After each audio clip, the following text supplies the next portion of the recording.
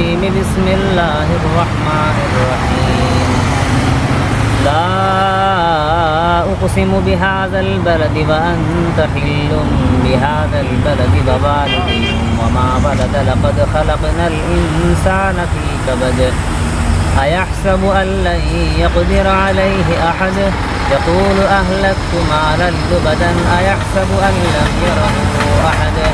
ألم نجعل له عينين ولسانا وشفتين وهديناه النجدين فلاقتحم العقبة وما أدراك ما العقبة فك رقبة يوم مسغبة يتيما ذا مقربة أو مسكينا ذا متربة ثم كان من الذين آمنوا وتواصوا بالصبر وتواصوا بالمرحمة أولئك أصحاب الميمنة والذين كفروا بآياتنا هم أصحاب المشأمة عليهم نار مؤصدة صدق الله العظيم.